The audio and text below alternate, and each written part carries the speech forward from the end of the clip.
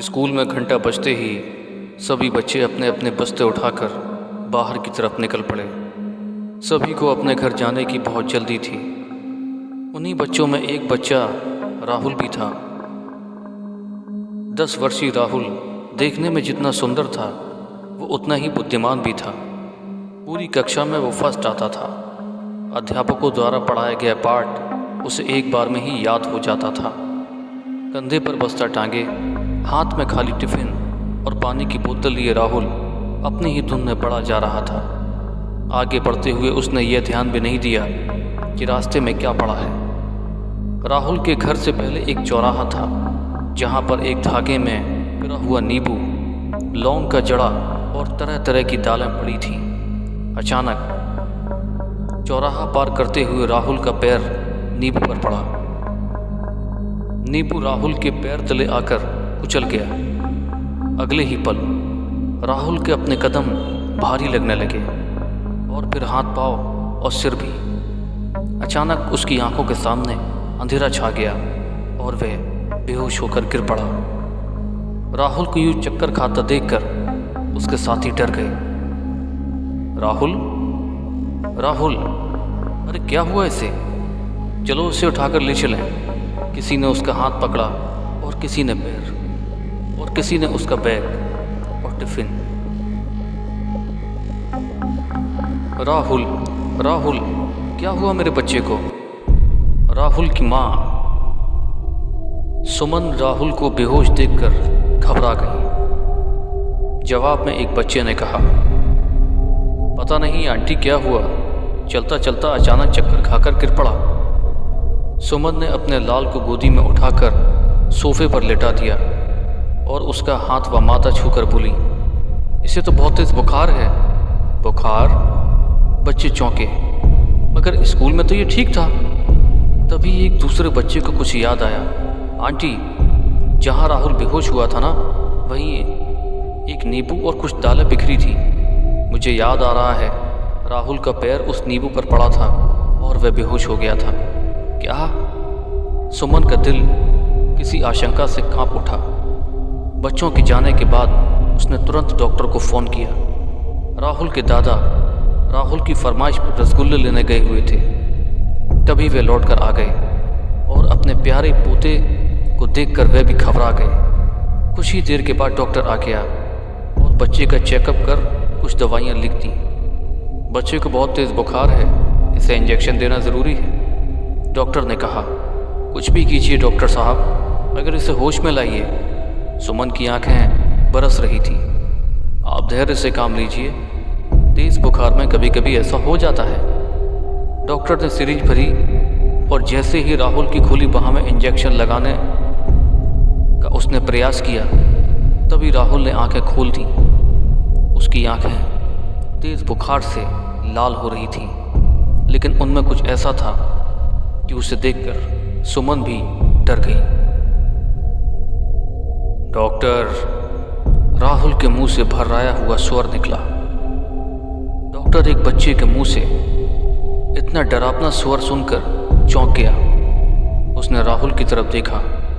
तभी राहुल ने उसका इंजेक्शन वाला हाथ पकड़कर इस तरह से उमेट दिया कि दर्द से बिलबिलाते डॉक्टर को तेजी से पलट जाना पड़ा। अगले ही पल राहुल की लात डॉक्टर के कूल्हों पर पड़ी। वह मुंह के बल फर्श पर जा गिरा। एक 10 साल के बच्चे में इतनी ताकत देखकर डॉक्टर हैरान था और डरा हुआ भी। वह अपनी कलाई मलता हुआ उठकर खड़ा हो गया। राहुल दोनों हाथ सोफे पर टिकाए किसी वयस्क आदमी की तरह बैठा डॉक्टर को घूर रहा था।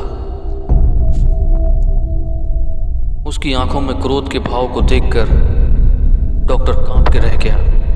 उसे लगा बुखार ने बच्चे के दिमाग पर हमला कर दिया है।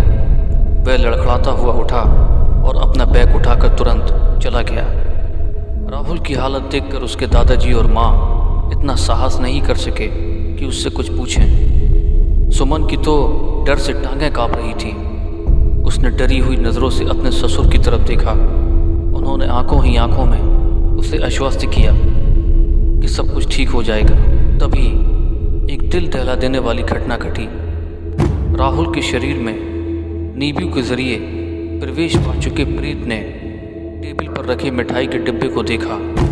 उसने वहीं बैठे बैठे अपना दायां हाथ लंबा किया और डिब्बा उठा लिया और फिर गपड़ गपड़ सेकंडों में सारे रसगुल्ले खा गया।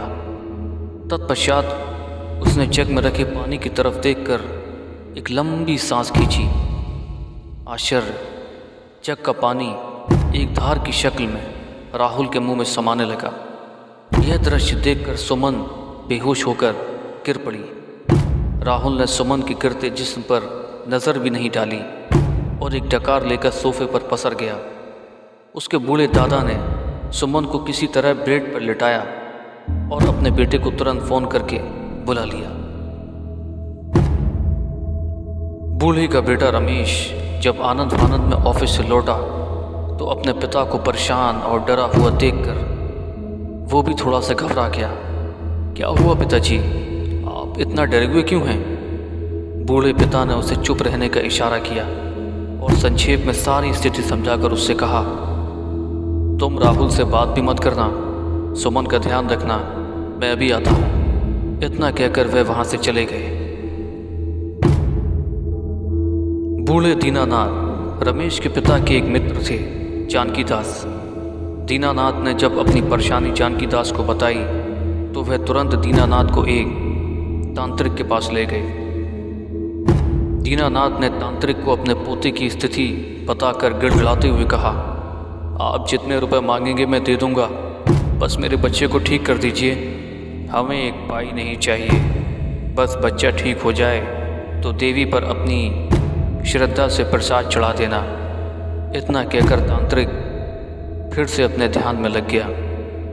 कुछ देर के बाद वह बोला, देखिए, किसी ने आपके बच्चे के प्रेत नींबू पर उतरवा कर चौराहे पर टूटका किया था।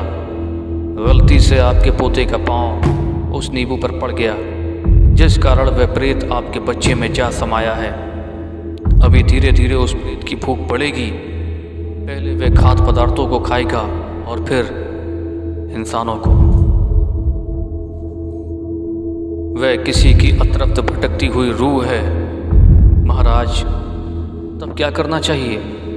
बूढ़े दीनानाथ ने आतंकित स्वर में पूछा। अब इसका एक ही तरीका है कि आप भी नींबू पर उस प्रेत का उतार कर आइए और उसे अन्य सामग्री के साथ किसी चौराहे पर रख दीजिए। क्या इतने से मेरा बेटा ठीक हो जाएगा? दीनानाथ ने पूछा। हाँ, मगर एक अनिवार्य शर्त है। वह क्या? शाम होने से पहले उस नींबू पर किसी भी इंसान का पांव पड़ना ज़रूरी है, वरना वह वापस आपके पोते में घुस जाएगा। तब उसका उत्पात भी इतना भयानक होगा कि आप उसे चाहकर भी काबू नहीं कर पाएंगे।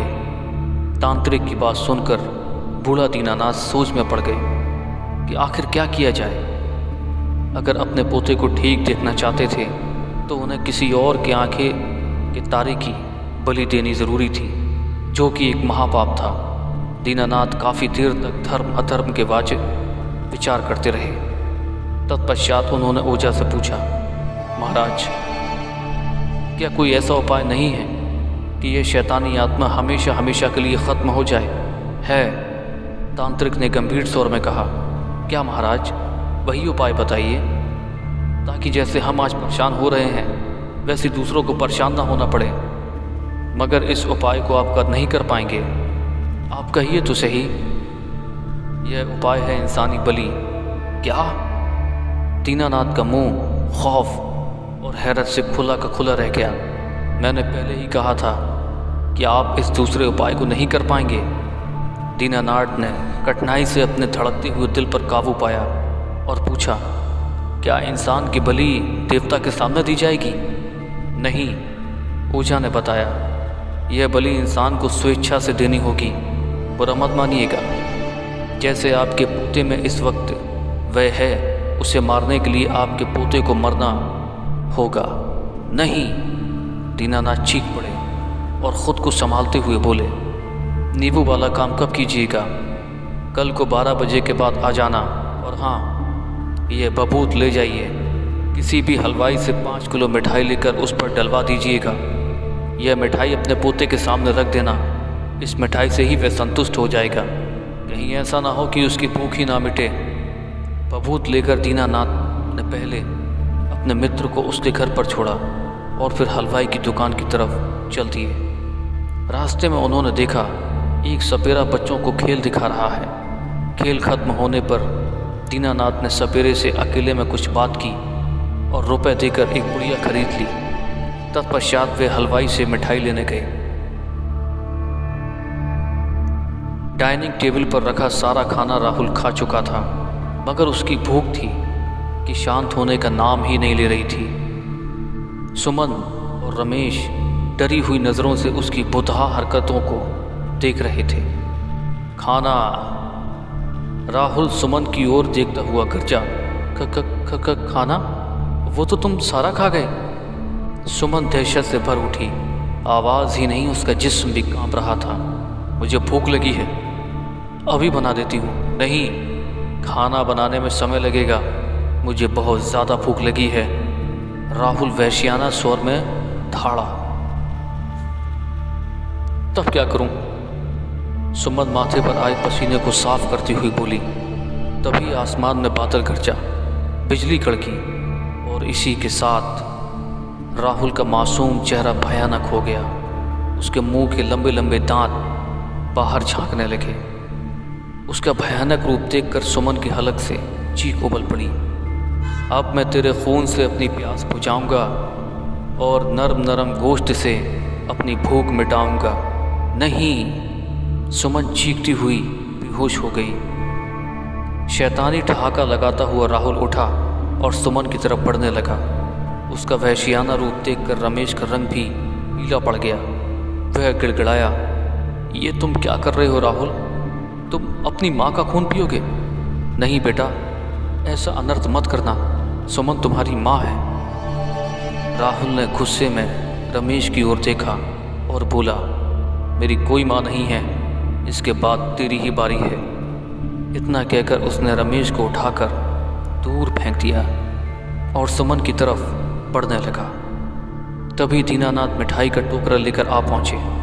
ठहरो, लो, मैं तुम्हारे लिए लड्डू लाया हूँ, पहले इन्हें खा लो, फिर भी भूख लगे तो जो मर्जी चाहे करना।